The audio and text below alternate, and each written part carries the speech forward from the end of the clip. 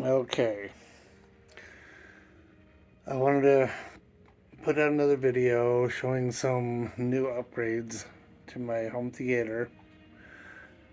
Um, Over the last little bit, I've made some changes. First of all, is my new projector, an Epson 6050 Pro. I managed to get a really good deal on this refurb, and for $2,000, and it has like 158 hours on it when I bought it. Um, Beautiful picture. Ever so happy with it.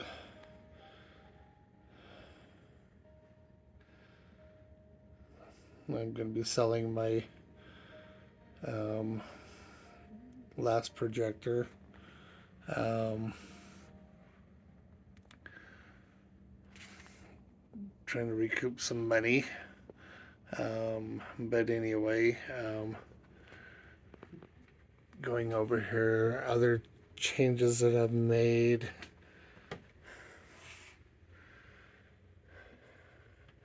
In my equipment, I've added my original Panasonic DVD A300. I had bought this back in 1997 when DVD first came out, and it was a beautiful player, the best player out at the time.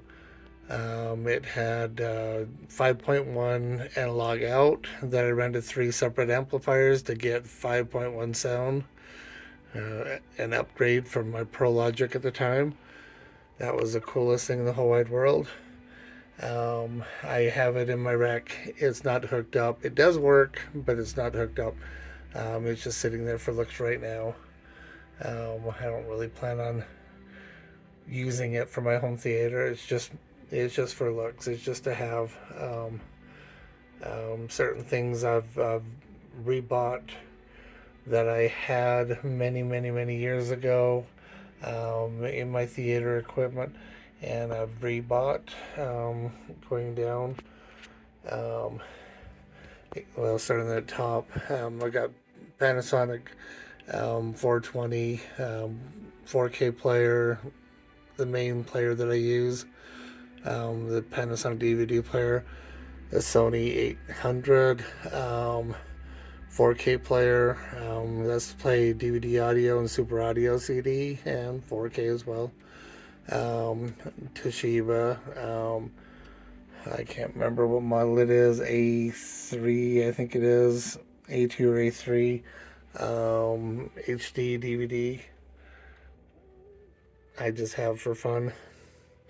4K Joey. A Dish Network. My Panasonic Elite 703, I believe. 701 or 70, yeah, it's a LX 701 Atmos. So I'm running a 7.2.4 setup. Actually, I have four subwoofers, so I like to call it 744, but you know what I mean. The Xbox One, I very seldom use. This amplifier here, Dayton Audio, is to power my two surround speakers, since the Pioneer doesn't power those two. Going down here, I got my original Dolby surround processor that I bought back in 1988. And that was the coolest thing in the whole wide world, going from stereo to a mono surround. It was the most awesome thing. A CD player, my BSR that I bought back in 1984, still works great. Um, my Pioneer, oh, I can't remember the model number, but anyway, that was a DVD player that also played DVD audio and Super Audio CD that I used for many years, and now it's just kind of retired. And there at the bottom is my first hi-fi stereo VCR Fisher 840, I believe was the model number. Um, I rebought it on eBay just to have. It does work, but not very well. But it's just they're more for looks. Part of my home theater um, equipment museum. Here I have Contact, which is the first DVD that I bought back in 1997, along with my Pioneer or my Panasonic. Um, bought it from Circuit City, and over here I have the Abyss widescreen in the clamshell from Fox. Was also not one of the first hi-fi stereo VHS tapes that I bought, but definitely one that I had during those years. Going down here is still my Rhythmic 12-inch for the rear of the theater.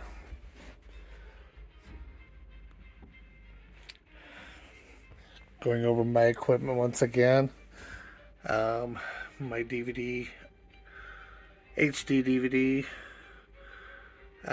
DVD audio, Super Audio CD, concerts, Blu-ray, and then my 4K.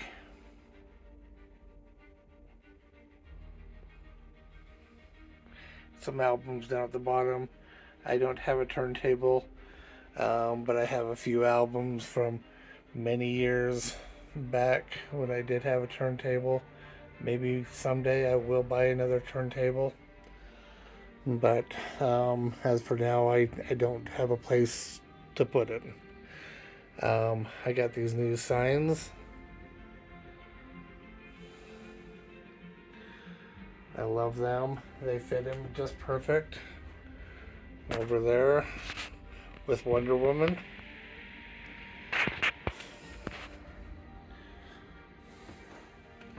My acoustical treatment, my do-it-yourself. Everything in here is pretty much do-it-yourself. I built these myself.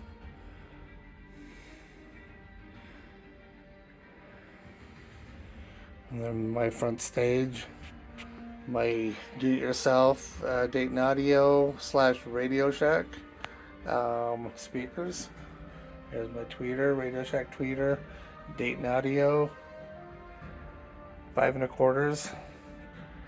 I designed and built these boxes. I have 2 do-it-yourself 15-inch subwoofers. Scar Audio drivers. They're in the boxes right now. They do really, really well. Very pleased with them. I have a Monolith 10-inch, a THX 10-inch that holds up my center channel just at the correct height at the very bottom of the screen. I have also a tweeter above the screen. Instead, that tweeter that's in that box right there is not hooked up, so my tweeter is actually above the screen. It brings the sound filled up to the middle of the screen. Does an excellent job. Something nobody else does that I found works really well. Here's my other 15-inch Scar Audio that I built like 15 years ago. Striker seems to be chilling out there on the ground. No, also my little baby Dash. Dash.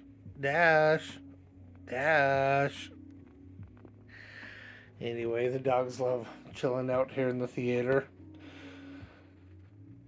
Oh, my screen is 132 inch.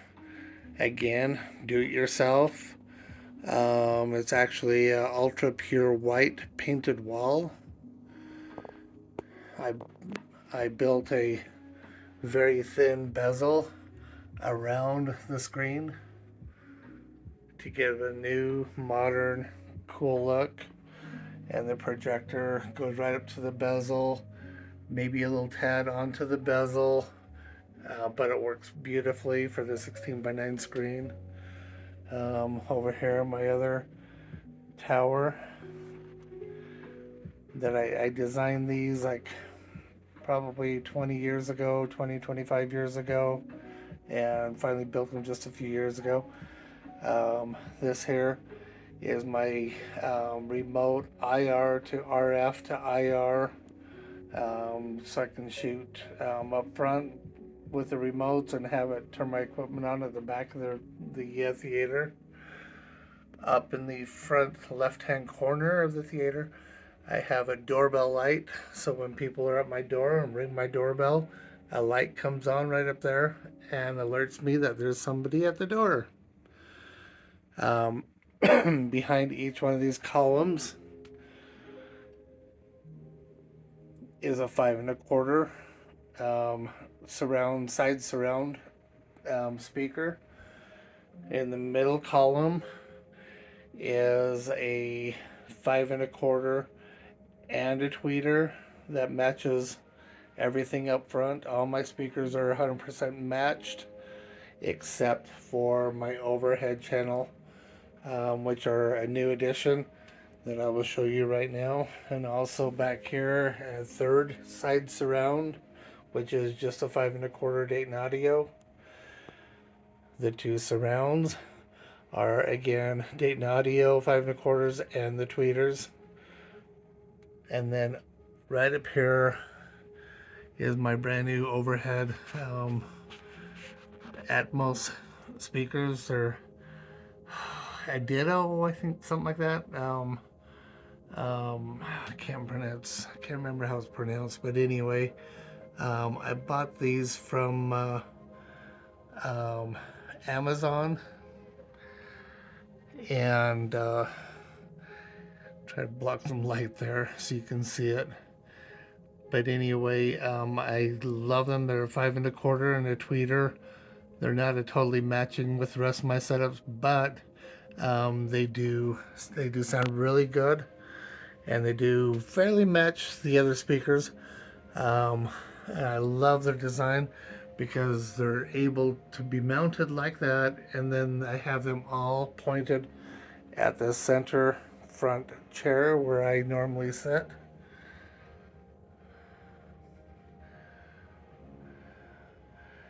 And they work out really, really well. They weren't very expensive. I had to do this as channel to run the speaker wires to the overhead channels. When I built this room, 25 years ago, I didn't put speaker wires in the ceiling. I did run a conduit for the projector up here, so I was able to run the speaker wires up to that, but then I had to get the speaker wires out to the speakers. So I ran that. It's not that big of a deal. I don't mind it so much. You hardly even see it when the lights are out. When you're watching a movie, you don't see it at all. I will turn out all the lights.